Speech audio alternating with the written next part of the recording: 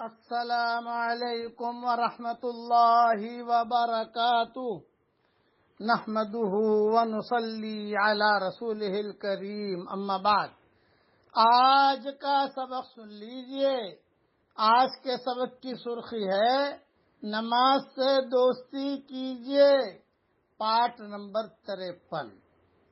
ایک بہت بڑے عالم گزرے ہیں، فیروز آبادی۔ فیروز آباد ایک تو ہمارے ہندوستان میں یو پی میں ہے، یہ نہیں، ایک فیروز آباد ایران میں ہے، افغانستان ایران اس علاقے میں ہے۔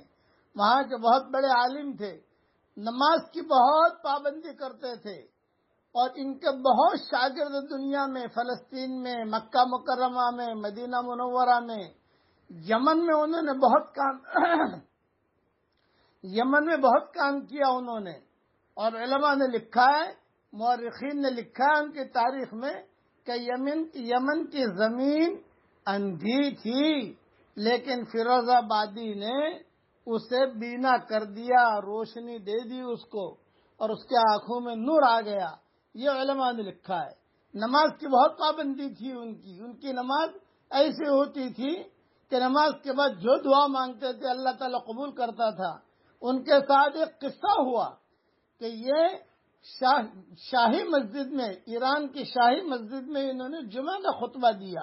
جب جمعہ کا خطبہ دیا تو انہوں نے ابو بکر، عمر، عثمان رضی اللہ تعالی عنہ اور حضرت علی، ان سب کا نام لیا کہ ارحم بامتی و امتی ابو بکر و اشدہم فی امر اللہ عمر وغیرہ۔ تو ایران ایسی جگہ ہے کہ حضرت عمر نے اسے فتح کیا ہے، لیکن آج بھی وہاں حضرت عمر کا نام لینا جائز نہیں ہے۔ بات جو شیعہ جو متشدد ہیں وہ پسند نہیں کرتے ہیں۔ انہوں نے شاہی مسجد میں خطبہ دے دیا، بادشاہ بیٹھا ہوا، سارے کے سارے وزیر، سارے کے سارے علماء اور سارے ایرانی، اور انہوں نے خطبہ دے دیا۔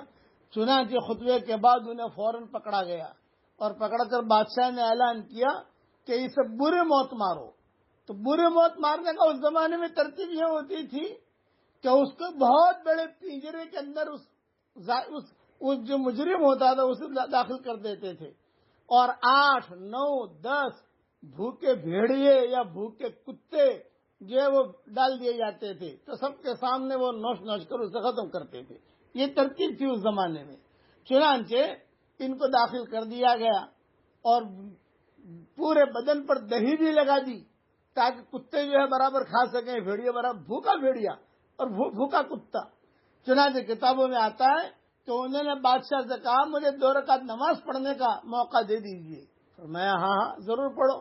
چنانچہ نماز پڑھ کے دعا مانگی کہ اللہ میں نے تیرے نیک بندوں کی تعریف کی ہے، ابو بکر اچھے تھے، عمر اچھے تھے، عثمان اچھے تھے، علی اچھے تھے، اے اللہ موت تو مجھے آنی ہے، لیکن ایسے موت نہ آئے۔ چنانچہ بادشاہ نے اجازت دی، اور جو ان کے جشن کا دن ہوتا تھا، ایک عید کا دن ہوتا تھا وہاں ایران میں، سارے ایرانیوں کو جمع کیا، اور ایرانیوں کو جمع کر کے اور کہا کہ دیکھو ابو بکر، عمر، عثمان کا نام لینے والے کا کیا اثر ہوتا ہے ہمارے ملک میں، اور ان کو جو ہے داخل کر دیا، اور اعلان کر دیا کہ دیکھو یہ بھیڑیے اور کتے آ کر کیسا نوچتے ہیں، کیسا مارتے ہیں۔ انہوں نے دعا مانگی، چنانچہ کتے وغیرہ آئے، لیکن کتابوں میں لکھا ہے وہ کتے اور بھیڑیے جو بھوکے تھے وہ ان کے سامنے ادب کے ساتھ بیٹھ گئے آ کر۔ بادشاہ کہنے لگا، سارا ایران کہنے لگا یہ کیا معاملہ ہے، اور انہوں نے وہی خطبہ جو شاہی مسجد میں دیا تھا وہی خطبہ ان کے سامنے دیا، اور زور زور سے کہا، ابو بکر کا نام زور سے لیا، عمر کا نام زور سے، حضرت عمر کا نام زور سے لیا، حضرت ابو بکر کا نام زور سے لیا، اور عثمان کا نام زور سے لیا، اور بادشاہ دنگ رہ گیا کہ ایسا تو کبھی بھی ہوتا نہیں ہے۔ بادشاہ کو یہ خطرہ ہوا بھئی جلدی سے میٹر ختم کرو، کہیں ایسا نہ ہو کہ سارے کے سارے شیعہ جو ہے وہ سنی نہ بن جائیں،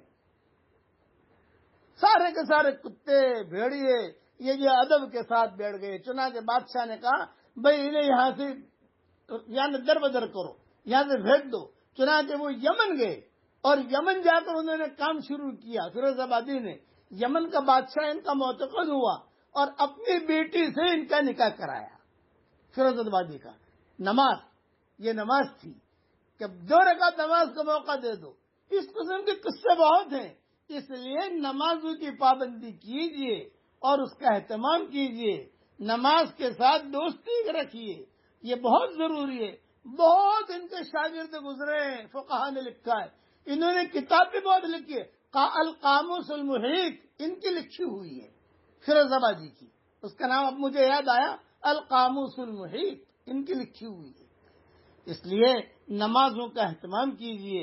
اللہ تعالی ہم سب کو نماز پڑھنے کی توفیق عطا فرمائے. آمین. وآخر دعوانا ان الحمد للہ رب العالمین.